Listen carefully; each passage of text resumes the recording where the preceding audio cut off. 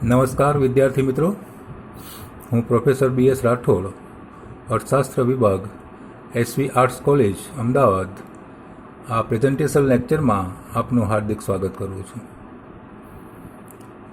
Paper number 201, જેમણે મુખ્ય વિષય તરીકે અર્થશાસ્ત્ર રાખ્યું છે અને ઇલેક્ટિવ 1 તરીકે જેમણે અર્થશાસ્ત્ર વિષય રાખ્યો છે તેમના માટે જ આ પ્રેઝન્ટેશન છે. પેપર નંબર 201નું ટાઇટલ છે પ્રિન્સિપલ્સ ઓફ ઇકોનોમિક્સ, એટલે કે અર્થશાસ્ત્રના સિદ્ધાંતો. અર્થશાસ્ત્રના આ સિદ્ધાંતો પેપરમાં આપણે મુખ્ય 4 યુનિટ ભણવાના છે, જેમાંનું પહેલું યુનિટ છે ગ્રાહકનું વર્તન. ગ્રાહકનું વર્તન એટલે શું, તેનો અગાઉની સ્લાઇડમાં પણ આપણે અભ્યાસ કરેલો છે. ગ્રાહકનું વર્તન એટલે ગ્રાહક ખરીદી કરતા અંગે કેવા પ્રકારનું વર્તન દાખવે છે, કેવા પ્રકારનું વર્તન કરે છે, તેનો અભ્યાસ. વસ્તુની કિંમતમાં ફેરફાર થતાં ગ્રાહક પોતાની માંગમાં જે ફેરફાર કરે છે તેને ગ્રાહકનું વર્તન તરીકે ઓળખવામાં આવે છે. કિંમત વધે છે તો માંગ સંકોચન પામે છે અને કિંમત ઘટે છે તો માંગનું વિસ્તરણ થાય છે. કિંમતમાં ગમે તેટલો ફેરફાર થાય તેમ છતાં પણ ગ્રાહક પોતાની માંગમાં કોઈ જાતનો ફેરફાર ન કરે તેવું બળ બને છે. કિંમત સિવાયના બીજા અન્ય અનેક પરિબળો માંગને અસર કરતા હોય છે, જેમ કે ગ્રાહકની આવક, સંબંધિત વસ્તુઓની કિંમત, ભાવિ ભાવના અંદાજો, ગ્રાહકની ફેશન, ટેવ, અભિરુચિ, તેની ઉંમર, સ્થળ, સમય વગેરે અનેક પરિબળો ગ્રાહકના વર્તનને અસર કરતા હોય છે. ગ્રાહકનું વર્તન સમજાવવા માટે જુદા જુદા અર્થશાસ્ત્રીઓએ જુદા જુદા સિદ્ધાંતો આપ્યા છે. તેમાંનો પહેલો એક સિદ્ધાંત છે પ્રોફેસર આલ્ફ્રેડ માર્શલે દૃષ્ટિગુણ વિશ્લેષણ દ્વારા ગ્રાહકનું વર્તન સમજાવ્યું છે. બીજો સિદ્ધાંત છે તટસ્થ રેખા વિશ્લેષણ. પ્રોફેસર હિક્સે ગ્રાહકનું વર્તન સમજાવવા માટે તટસ્થ રેખાનો ઉપયોગ કરી અને સમજાવવાનો પ્રયત્ન કર્યો છે. અને ત્રીજો સિદ્ધાંત છે પ્રોફેસર પાઉલ સેમ્યુએલ્સનનો અભિવ્યક્ત પસંદગીનો સિદ્ધાંત. આ 3 સિદ્ધાંતો ગ્રાહકનું વર્તન એટલે કે વસ્તુની કિંમત અને માંગ વચ્ચેનો ઋણ સંબંધ સમજાવવા માટે સમજાવવામાં આવ્યા છે. તો આ પ્રશ્નમાં સૌપ્રથમ તમારે પ્રસ્તાવના લખવાની હોય છે. પ્રસ્તાવનામાં મેં જે આ મુદ્દા લખ્યા છે ગ્રાહકના વર્તનના, તેનો પણ ઉલ્લેખ કરવાનો છે. ત્યારબાદ માંગ એટલે શું તે પણ સમજાવવાનું હોય છે. માંગ એટલે ચોક્કસ સમયે અને ચોક્કસ સ્થળે વસ્તુ ખરીદવાની ઈચ્છા, શક્તિ અને તૈયારી. આ 5 પરિબળો જ્યારે એકત્ર થાય છે ત્યારે કોઈપણ ચીજ, વસ્તુ, સેવા કે સાધનની માંગ ઊભી થતી હોય છે. આ 5માનું કોઈ એક પરિબળ જો ગેરહાજર હોય તો માંગ શક્ય બનતી નથી. બીજો મુદ્દો છે માંગનો નિયમ એટલે શું. માંગનો નિયમ એટલે વસ્તુની કિંમત અને માંગ વચ્ચે કેવા પ્રકારનો સંબંધ છે તે સમજાવતો નિયમ એટલે માંગનો નિયમ. વસ્તુની કિંમત અને માંગ વચ્ચે કાર્યકારણનો વ્યસ્ત સંબંધ છે. તે જે નિયમ સમજાવે છે તેને માંગના નિયમ તરીકે ઓળખવામાં આવે છે. પ્રોફેસર માર્શલે દૃષ્ટિગુણ વિશ્લેષણને આધારે ગ્રાહકનું વર્તન એટલે કે માંગનો નિયમ સમજાવ્યો છે. દૃષ્ટિગુણ વિશ્લેષણ એક માનસિક અને સાપેક્ષ ખ્યાલ ઉપર આધારિત છે. પ્રોફેસર માર્શલ દૃષ્ટિગુણ સંખ્યામાં માપી શકાય છે, તેનો સરવાળો અને બાદબાકી કરી શકાય છે તેવી ધારણાઓ ઉપર દૃષ્ટિગુણ વિશ્લેષણનો ખ્યાલ સમજાવ્યો હતો. એટલે કે દૃષ્ટિગુણ વિશ્લેષણ એ સંખ્યાવાચક માપ પદ્ધતિ ઉપર આધારિત છે.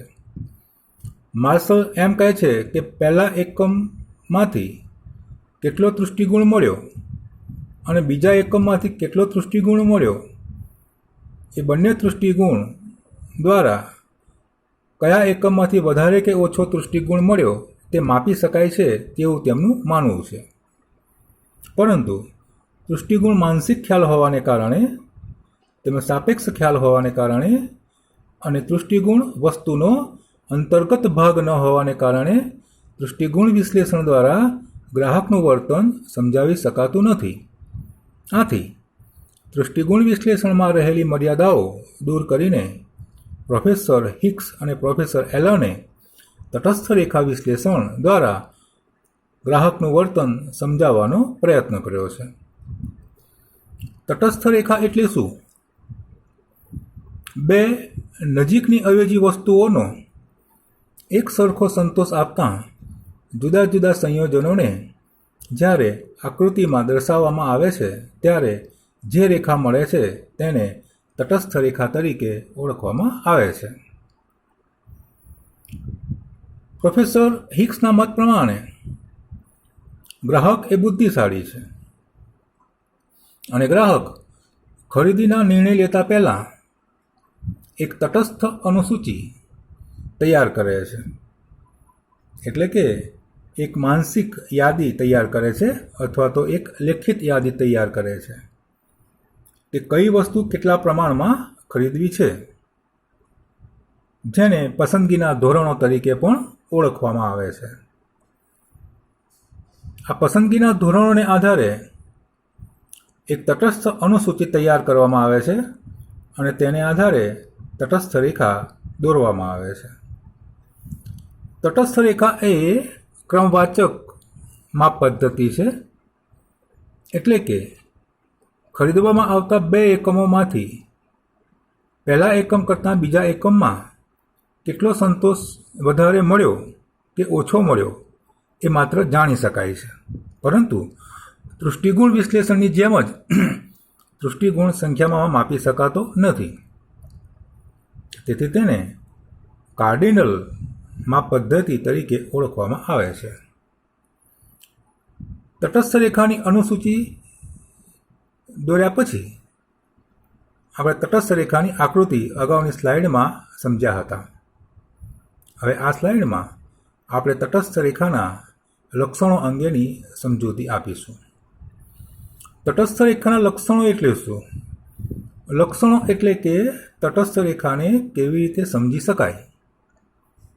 જેમ હાથીને સમજવા માટે એના લક્ષણો છે કે એને થાંભલા જેવા પગ છે, સુપડા જેવા કાન છે, વગેરે વગેરે. તો તટસ્થ રેખાને સમજવા માટે પણ તેના કેટલાક લક્ષણો સમજવા પડે છે. તો તટસ્થ રેખાના મુખ્ય 4 લક્ષણ છે.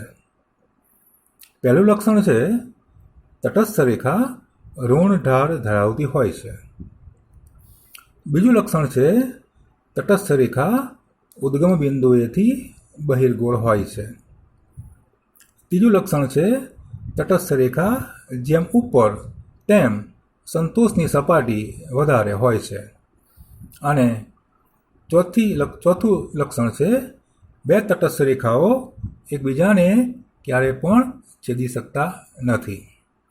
તો આ તટસ્થ રેખાના 4 લક્ષણો આપણે હવે આ ચેપ્ટરની અંદર, આ પ્રશ્નની અંદર આપણે હવે સમજવાના છે. તો પહેલું લક્ષણ લઈએ છે તટસ્થ રેખા ઋણ ઢાળ ધરાવે છે. તો તટસ્થ રેખા હંમેશા ડાબી તરફથી જમણી તરફ ઋણ ઢાળ ધરાવતી રેખા છે. એટલે કે બે નજીકની અવેજી વસ્તુઓના જે એકમો ખરીદવામાં આવે છે તેમાં એક એકમ OX પાયાની રેખાઓ પર દર્શાવવામાં આવે છે અને બીજું એકમ OY લંબરેખા ઉપર દર્શાવવામાં આવે છે. આ અનુસૂચિમાં જોઈએ છીએ કે એ સંયોજન ઉપર નારંગીને 1 એકમ અને મોસંબીના 20 એકમો ગ્રાહક ખરીદે છે. બી સંયોજન ઉપર નારંગીના 2 એકમ અને મોસંબીના 10 એકમ ગ્રાહક ખરીદે છે. એટલે કે બી સંયોજન ઉપર ગ્રાહક એ સંયોજન કરતાં એક વધારાની નારંગીના બદલામાં મોસંબીના 10 એકમો ઓછા ખરીદે છે. સી સંયોજન ઉપર નારંગીના 3 એકમ અને મોસંબીના 5 એકમ ખરીદે છે. એટલે કે બી સંયોજન કરતાં નારંગીમાં એક વધારાની ખરીદી કરતાં સી સંયોજન ઉપર ગ્રાહક મોસંબીના 5 એકમો જતા કરે છે.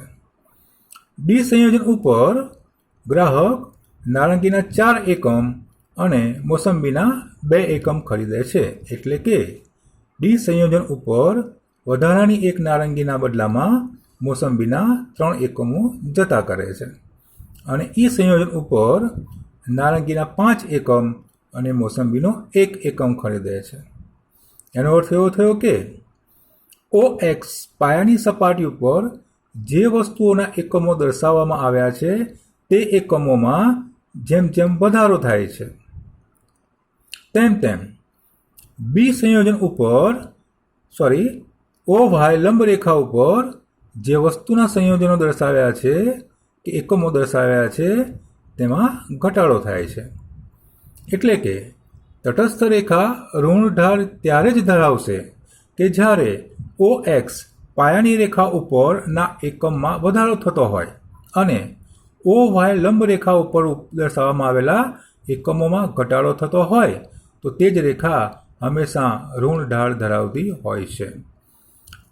આ સ્લાઇડમાં આપણે જોઈએ છીએ કે આકૃતિની અંદર OX પાયાની રેખા ઉપર નારંગીના એકમો અને OY લંબરેખા ઉપર મોસંબીના એકમો દર્શાવ્યા છે. નારંગીના 1 એકમમાં વધારો થતાં મોસંબીના એકમોમાં ઘટાડો થાય છે.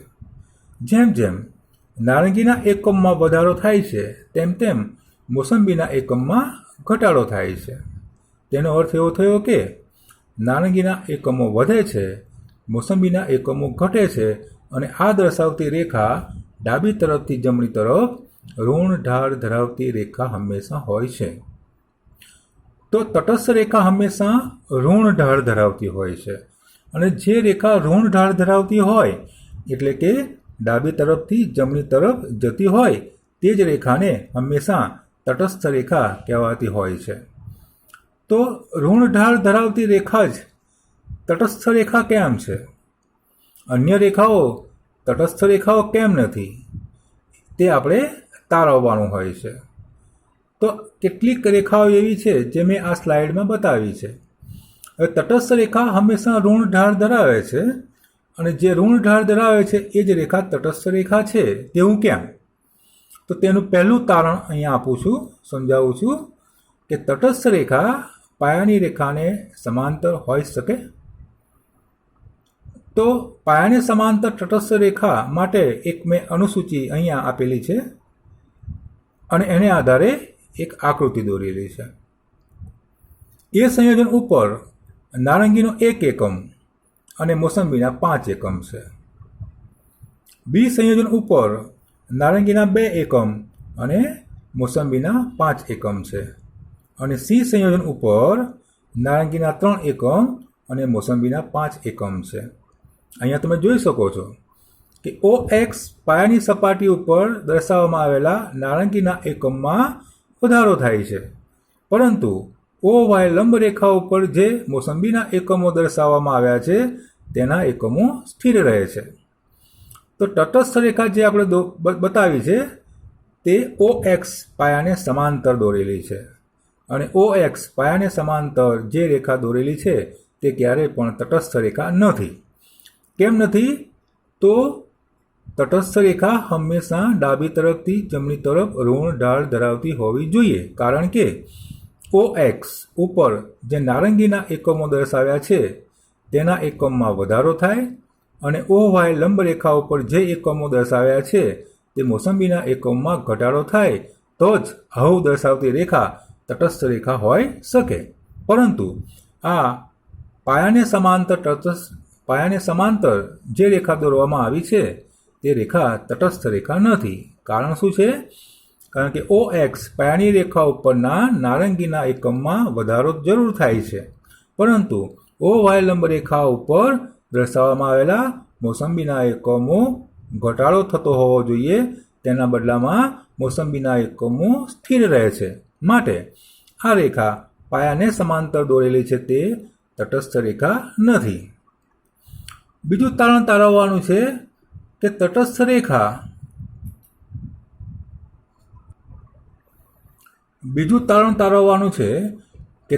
રેખા એ લંબ આકારની હોઈ શકે. આ સ્લાઇડમાં આપણે જોઈ શકીએ છીએ કે OX પાયાની સપાટી ઉપર નારંગીના એકમમાં વધારો થતો નથી, પરંતુ નારંગીનો એકમ એક એકમ સ્થિર રહે છે. જ્યારે OY લંબ રેખા ઉપર જોઈએ છીએ કે મોસંબીના એકમો વધતા જાય છે. તો આપણે જે રેખા મળી છે તે રેખા OY લંબ રેખાને સમાંતર મળી છે. તો આ રેખા એ તટસ્થ રેખા નથી, કારણ કે તટસ્થ રેખા હંમેશા ઋણ ઢાળ ધરાવતી હોવી જોઈએ. એટલે કે OX પાયાની રેખા ઉપર દર્શાવવામાં આવેલા એકમોમાં વધારો થતો હોવો જોઈએ અને OY લંબ રેખા ઉપરના એકમમાં ઘટાડો થતો હોવો જોઈએ. અહીંયા અનુસૂચિ અને આકૃતિમાં જોઈ શકીએ છીએ કે OX પાયાની રેખા ઉપરના એકમો સ્થિર રહે છે અને OY લંબ રેખા ઉપરના એકમો વધે છે, અને આવું દર્શાવતી આ લંબ આકારની રેખા એ તટસ્થ રેખા નથી. ત્રીજું તારણ છે કે તટસ્થ રેખા ધન આકારની હોઈ શકે. તો આ સ્લાઇડમાં આપણે અનુસૂચિમાં જોઈએ છીએ કે નારંગી OX પાયાની રેખા ઉપરના નારંગીના એકમમાં વધારો થાય છે, પરંતુ સાથે સાથે OY લંબ રેખા ઉપરના મોસંબીના એકમમાં પણ વધારો થાય છે. એટલે કે આ આકૃતિમાં જોઈ શકીએ છીએ કે જે રેખા મળી છે તે રેખા ધન આકારની છે. એટલે કે ડાબુ તરફથી જમણી તરફ ધન ધરાવતી રેખા છે.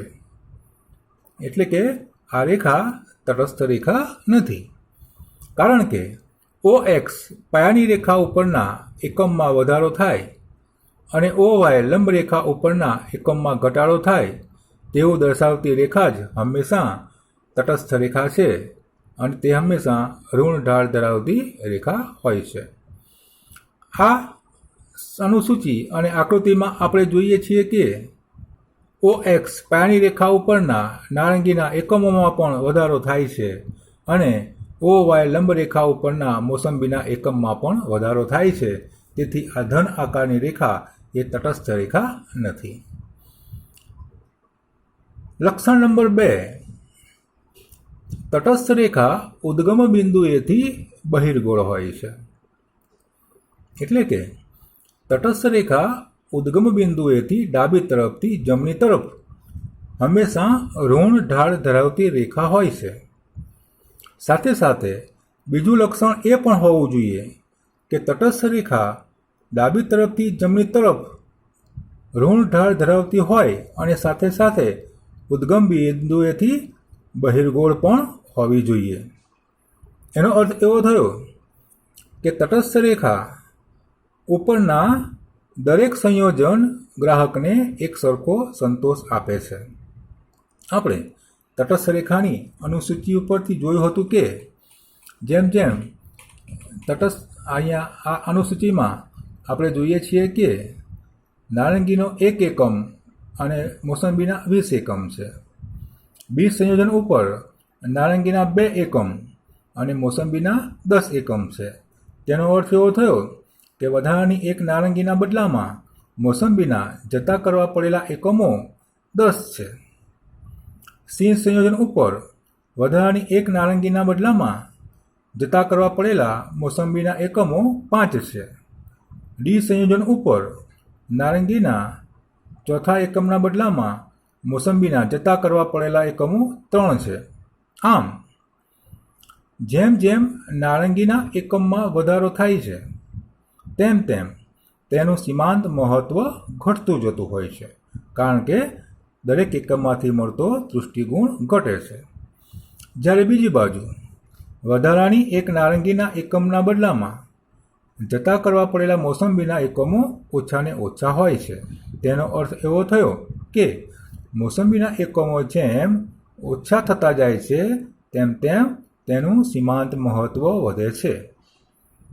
એનો અર્થ એવો થયો કે દરેક સંયોજન ઉપર નારંગીના એકમો વધવાથી જેટલું સીમાંત મહત્વ ઘટે છે કે તૃષ્ટિગુણ ઘટે છે, એટલો જ તૃષ્ટિગુણ મોસંબીના જતા કરવા પડેલા એકમોને કારણે વધે છે. એટલે કે દરેક સંયોજન ઉપર ગ્રાહકને એક સરખો સંતોષ મળે છે.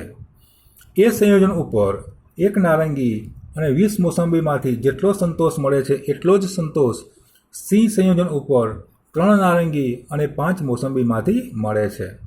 એટલો જ સંતોષ ઈ સંયોજન ઉપર 5 નારંગી અને 1 મોસંબીમાંથી મળે છે.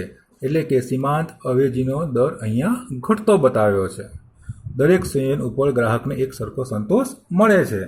આપણે આ આકૃતિમાં જોઈએ છીએ કે તટસ્થ રેખા એ ઉદ્ગમ બિંદુએથી બહિર્ગોળ છે.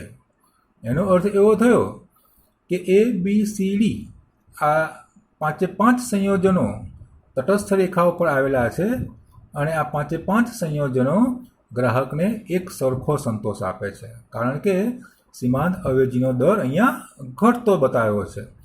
આ તટસ્થ રેખાની નીચે તમે જે ત્રિકોણ જોઈ શકો છો એ ત્રિકોણ નાના થતા જાય છે. એનો અર્થ એવો થયો છે કે નારંગીના એક વધારાના એકમના બદલામાં મોસંબીના જતા કરવા પડેલા એકમો ઓછાને ઓછા હોય છે અને સીમાંત અવેજીનો દર ઘટે છે. સીમાંત અવેજીનો દર ઘટતો બતાવતી રેખા એ હંમેશા બહિર્ગોળ જ હોય છે અને તટસ્થ રેખા એ બહિર્ગોળ છે. તો જે ઉદ્ગમ બિંદુએથી બહિર્ગોળ રેખા છે તે જ તટસ્થ રેખા કેમ છે એની આપણે તારવણી કરવાની છે. તો પહેલું તારણ છે કે તટસ્થ રેખા સીધી રેખા હોઈ શકે. તટસ્થ રેખા ઉદ્ગમ બિંદુએથી અંતઃગોળ હોઈ શકે. તટસ્થ રેખા કાટખૂણા આકારની હોઈ શકે. તો આ 3 તારણો આપણે સમજવાના છે. પહેલું તારણ લઈએ છે કે તટસ્થ રેખા સીધી રેખા હોઈ શકે. તટસ્થ રેખાના 2 મહત્વના લક્ષણો આપણે જોયા કે તટસ્થ રેખા એ ઋણ ઢાળ ધરાવે છે અને બીજું લક્ષણ જોયું કે તટસ્થ રેખા ઉદ્ગમ બિંદુએથી હંમેશા બહિર્ગોળ હોય છે. આ જે રેખા છે એ આપણે સીધી રેખા દોરી છે, એટલે કે ડાબી તરફથી જમણી તરફ ઋણ ઢાળ ધરાવતી રેખા ચોક્કસ છે, પરંતુ એ ઉદ્ગમ બિંદુએથી બહિર્ગોળ નથી. કારણ કે તટસ્થ રેખા ઉદ્ગમ બિંદુએથી બહિર્ગોળ હોય તેનો અર્થ એવો થયો કે